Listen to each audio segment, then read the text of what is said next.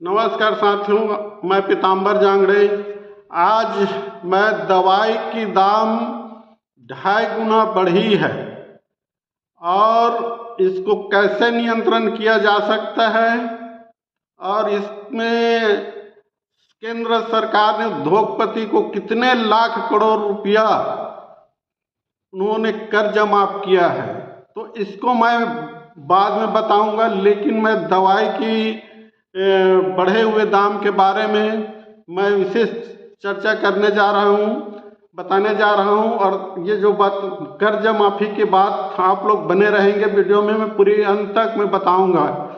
तो चलो चलते हैं कि दवाई का दाम 2014 से 2025 तक 2.5 गुना बढ़ा हुआ है। जैसे कि 10 रुपये के दवाई मिलने वाला दवाई आज 25 रुपये मिल रहा है, तो 2.5 गुना मान लिया जाए इसको।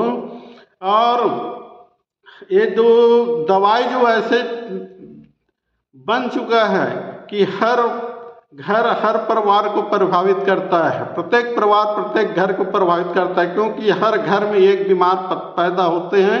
बीमार बच्चे हो, चाहे बुजुर्ग हो, चाहे कोई भी हो, और उसको दवाई की ही आवश्यकता होती है। और मध्यम जो कारपेट घराना है वो अपना तो सक्षम है, इलाज कराने में करा लेते हैं, और मध्यम परिवार वो भी कुछ मैनेज कर लेते हैं, अपने इलाज का प्रबंध कर लेते हैं इलाज कराने के लिए, दवाई खरीदने के लिए। लेकिन गरीब और मजदूर परिवार ये जो है जमिया पूंजी रखे हुए अचल संपत्ति बेच डालते हैं इलाज कराते कराते, अंत में वो भी खत्म हो जाते हैं, पैसा संपत्ति खत्म हो जाते हैं दवाई खरीदते खरीदते, और उसके बाद उनका अंत में मृत्यु भी हो जाते हैं।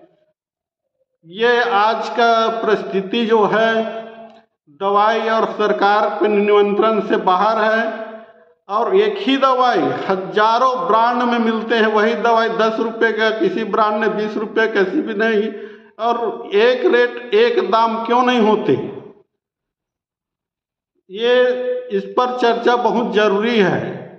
तो साथियों, मैं आगे वीडियो में आप बने रहेंगे, मैं बता ही रहा हूँ। इसी के साथ मैं और लंबे चर्चा करने जा रहा हूँ आप लोगों से। One election one nation one election की बात करते हैं सरकार, लेकिन एक दवाई एक कंपनी एक रेट क्यों नहीं हो सकता? हो सकता है, आप इसको विस्तार से सुनेंगे आगे मैं बता रहा हूँ।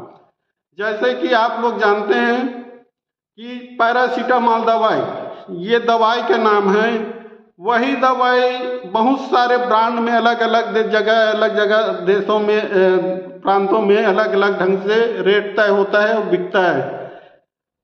उसी प्रकार के प्रत्येक दवाई हर जगह में अलग अलग, हर प्रांत में अलग अलग कंपनी बनाती है और अलग अलग ढंग से रेट तय कर लेता है। इसके निरीक्षण और इसे सरकार के नियंत्रण से बाहर होता है, जिसके कारण से मरीज इलाज नहीं करा पाते, दवाई नहीं खरीद पाते, गरीब मजदूर ऐसे भारी परेशानियों का सामना करना पड़ता है। लेकिन अब दूसरी ओर अब मैं बताने जा रहा हूँ, सुनिए आप। केंद्र सरकार 2014 से 2025 तक उद्योगपति और करोड़पति लोगों को कितने 9,87,000 करोड़ रुपये का 9,87,000 करोड़ रुपये का ऋण माफ किया है, ये वेबसाइट के अनुसार है। और ये जो आंकड़ा जो बता रहा है ये सरकार की आंकड़ा है, लेकिन हमारे विपक्ष के नेता जो लोग बता रहे हैं उसको 16 लाख करोड़ रुपये का कर्ज माफ हुआ है। चलो ये भी गलत मानते हैं, लेकिन आरटीआई और आरबीआई के रिपोर्ट के अनुसार 16,61,000 करोड़ रुपये का ये कर्ज माफ हुआ है। अब माफी समझिए, इसको उसूल करने में इसके पास कोई स्कीम नहीं है, कोई खरीदने ये नहीं कर सकते इसको। यार गरीब आदमी यदि एक 5,000 10,000 कोई ऋण देता है तो उसके यहाँ आए दिन बैंक जा करके उसको परेशान करते हैं, ये बहुत लंबी प्रक्रिया, इस पर मैं बात नहीं करूँगा। रहा सवाल, हम आपके ही आंकड़े से यदि तुलना करें, आप ठीक है, आप 9,87,000 करोड़ रुपया आप बता रहे हैं, लेकिन RBI जो बता रहे हैं 16,61,000 करोड़ रुपया। चाहे तो इतने बड़ी लंबी रकम में आप दवाई बिल्कुल पूरे देश में फ्री कर सकते हैं, फ्री में इलाज हो सकता है गरीबों का, हर वर्गों को इससे लाभ मिलेगा। इतना पैसा उद्योगपति डकार गए और सरकार उनका मदद करते रहे, लेकिन दवाई के अभाव में लोग मरते रहे और लोगों का घर बिक रहे हैं, लोग परेशान हो रहे हैं इलाज कराने के लिए। ये सरकार की कैसे नीति है, ये सोचिए जरा। आप लोग भी दिमाग की बत्ती जलाइए। इस देश के वासियों, इस देश के नागरिकों, आपको भी बोलने का अधिकार है। एक शिक्षा की ओर बात करें तो शिक्षा में तो JNG ने अपना समझ लिए, उठा लिए बात, अपने शिक्षा कैसी होनी चाहिए, लेकिन स्वास्थ्य एक ऐसे समस्या है जिसको मतलब इसमें JNG बच्चे पैदा होकर के बुढ़ापे तक की जरूरत है। हर वर्ग, हर धर्म, हर जाति, हर वर्ग के लोगों की आवश्यकता है। इसके लिए आवाज कौन उठाएगा?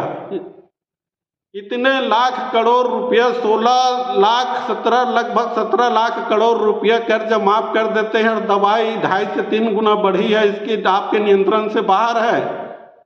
इसमें 10 साल तक, इतने रकम में 10 साल तक फ्री में इलाज हो सकता है गरीब इस देश के हर मरीज को, और हर मरीज को दवाई फ्री में उपलब्ध हो सकता है।